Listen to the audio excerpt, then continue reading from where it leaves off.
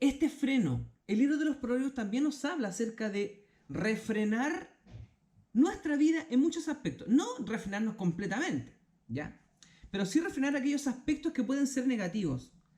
La vida sin Cristo, para muchas personas, es una vida desbocada, una vida que se larga en una cuesta sin frenos, donde puede, el que va sin frenos, se puede accidentar, se puede hasta matar, pero también el que va sin frenos por la vida puede también herir a otros, ¿sí o no?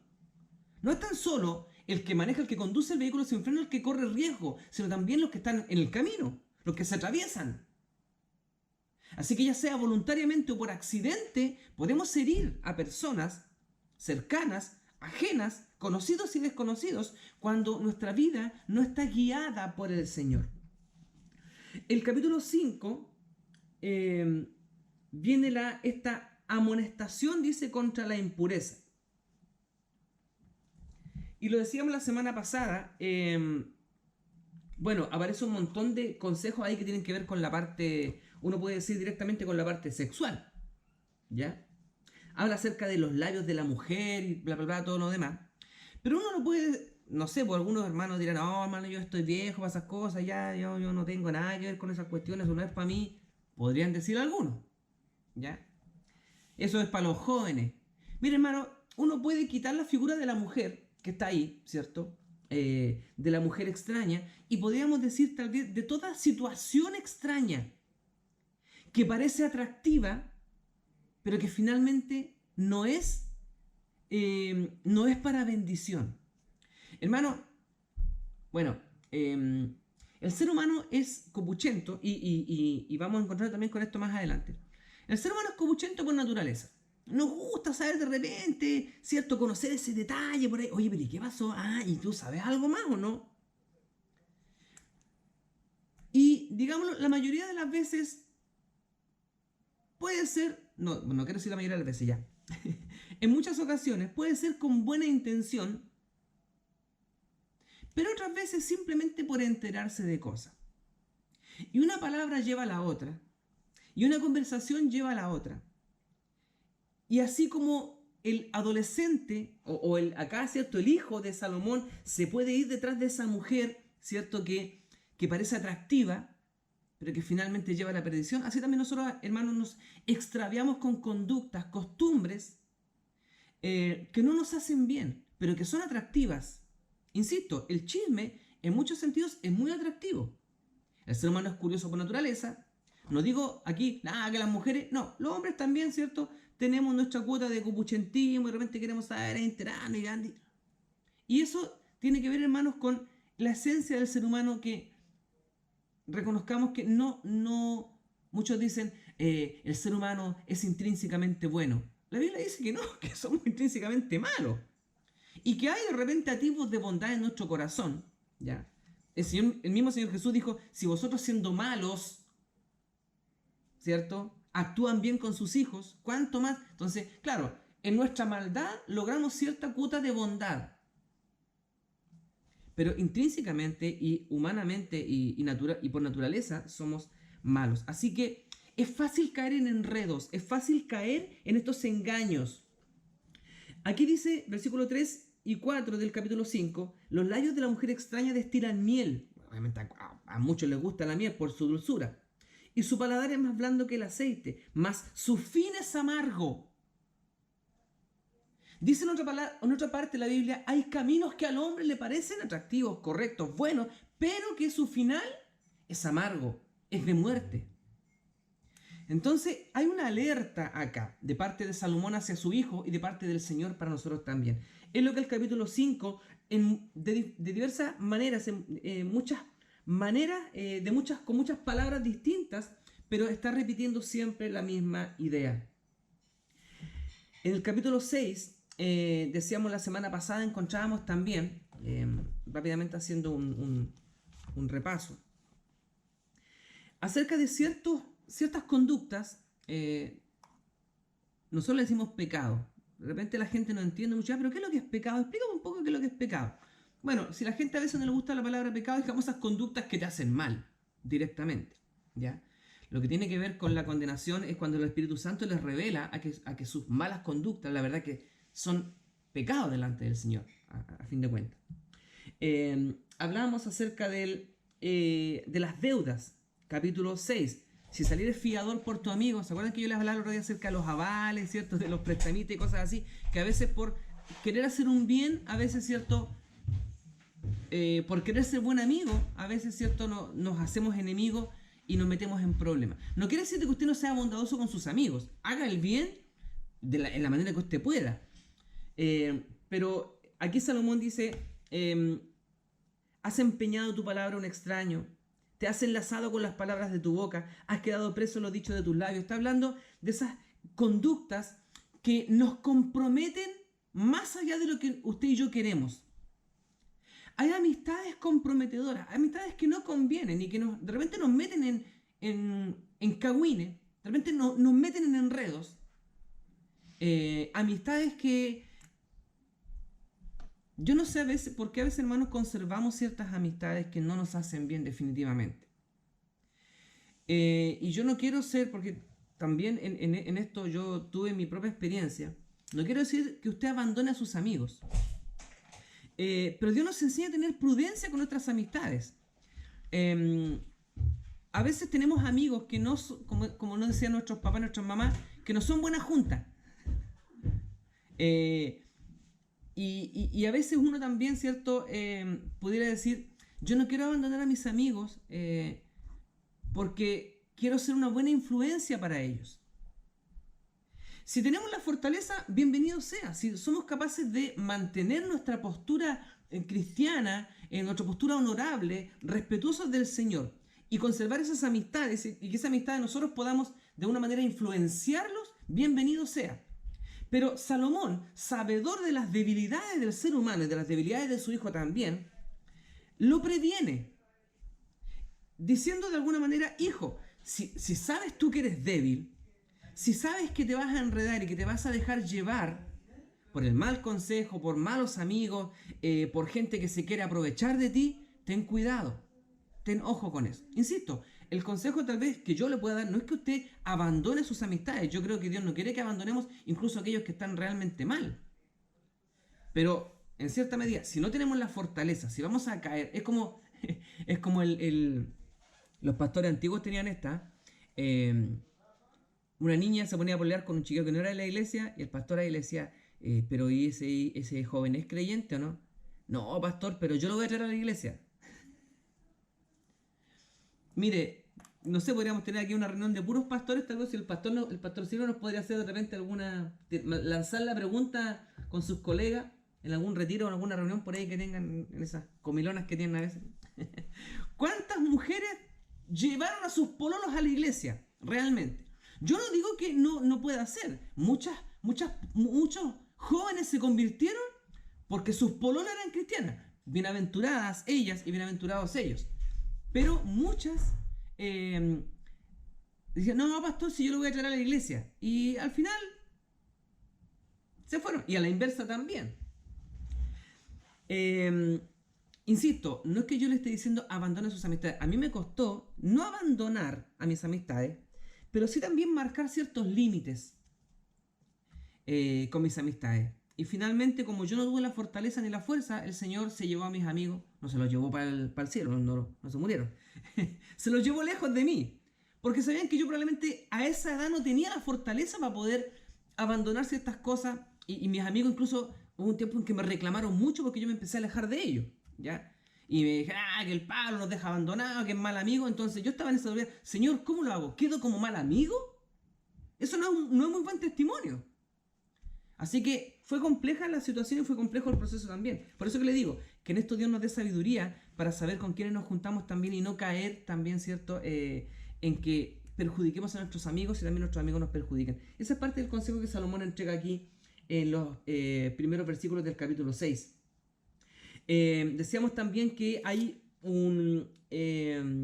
los proverbios son consejos para los flojos, ¿cierto? Versículo 6. Mirar a la hormiga, oh perezoso. Así que hay consejos. Perezoso, ¿hasta cuándo has de dormir? ¿Cuándo te levantarás de tu sueño? Versículo 9. Versículo 10, un poco de sueño, un poco de dormitar y cruzar por un poco las manos para reposo. No se me voy a echar un ratito nomás. A las 3 de la tarde, despierta a las 8. Voy a echar un ratito nomás. Me voy a tomar un año sabático. Voy a descansar un poquito. Y al final, ¿cierto? La flojera se extiende, se extiende, se extiende. Mire, hermano, la Biblia y el Señor en general, la Biblia condena de muchas maneras la pereza, la flojera, el ocio. No condena las vacaciones. Y la otra vez se los comentaba también. Como dicen algunos, un merecido descanso. Todo aquel que ha trabajado duramente se merece un buen descanso, ¿cierto? Pero, y la Biblia también avala el merecido descanso para aquel que ha trabajado. Vengan todos los que están trabajados y cansados y cargados, dice la palabra del Señor. No tan solo espiritualmente, sino creo que físicamente también. El desgaste físico produce también cansancio espiritual y cansancio mental.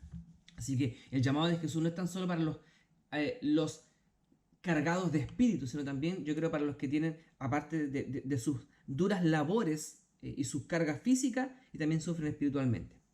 Pero la Biblia condena al flojo, al ocioso, y muchas veces lo repite de una y otra manera, que el ocioso, Dios no lo mira con buenos ojos.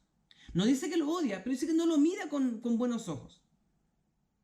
No caigamos nosotros, hermanos, en la pereza, en el ocio. Y uno puede ser ocioso de muchas maneras distintas, hermano. Y creo que en lo espiritual, el creyente fácilmente puede caer en la pereza, en el ocio espiritual.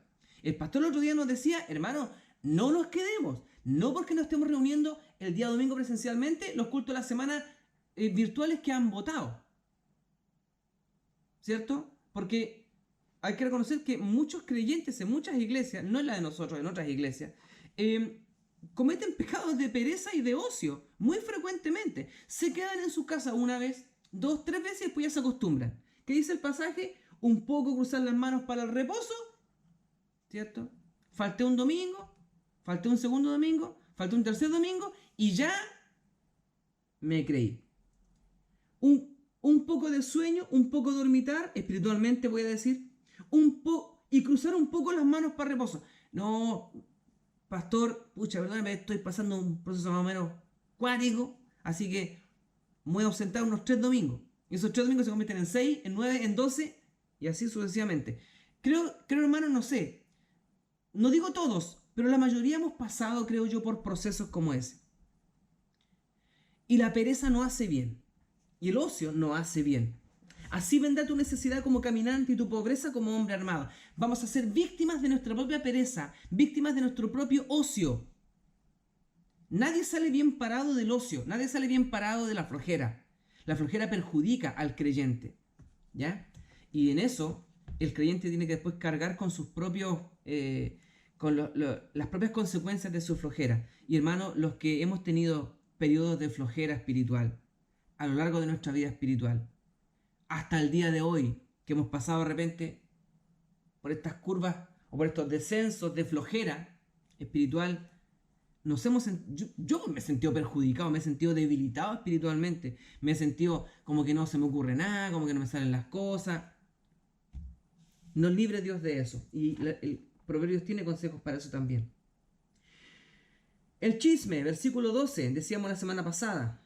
El que anda en perversidad de boca, versículo 12, que guiña los ojos, que habla con los pies, que anda ahí con el engaño, decíamos la semana pasada, buscando la triquiñuela, para saltarse la parte, para buscarle la quinta pata al gato, para buscarle el resquicio legal.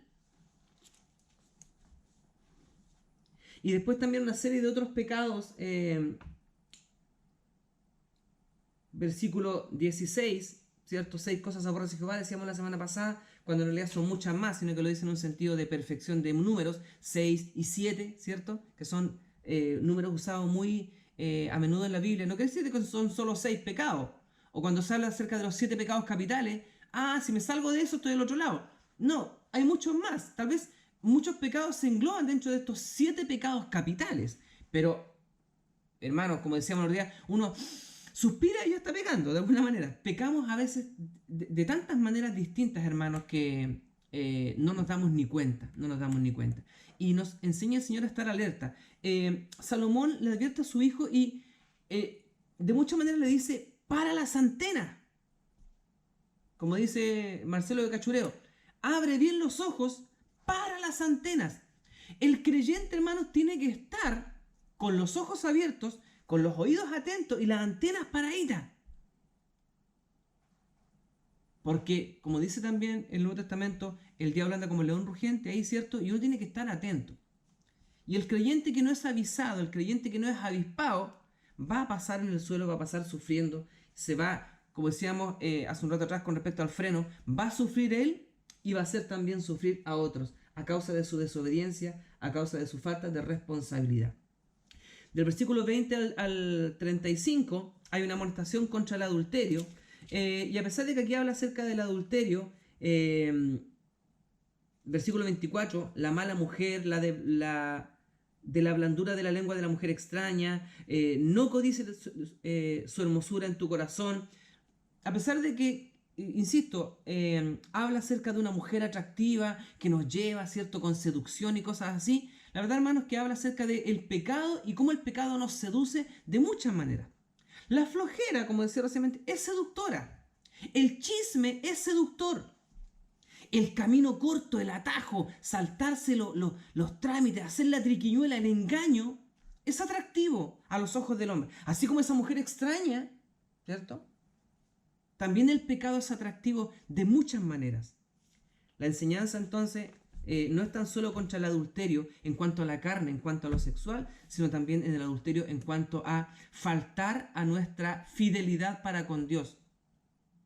Deshonrar nuestra fidelidad, serle infieles a Dios con nuestras conductas. Cuando nos comportamos de maneras no correctas, pecamos de infidelidad ante los ojos del Señor.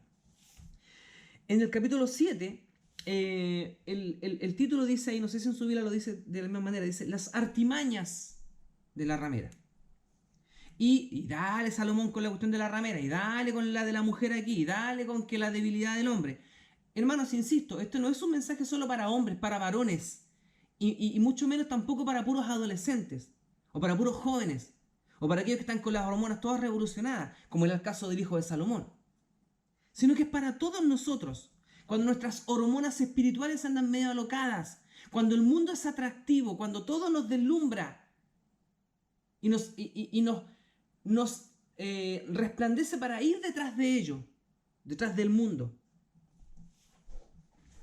Son las artimañas del mundo, no tan solo de la ramera, como dice acá el capítulo 7, sino las artimañas del mundo para perdernos, como decía algún predicador. Son las artimañas del enemigo para nosotros. Y quiero leer un poco el pasaje, porque mientras lo preparaba me saltó otro pasaje a la vista. Hijo mío, guarda mis razones, capítulo 7, y atesora contigo mis mandamientos. Guarda mis mandamientos y vivirás. Y mi ley como las niñas de tus ojos. Es así como tener en la retina la palabra del Señor. Como una especie de filtro moral en los ojos. Interesante, ¿eh? Mirar a través de los ojos de Dios.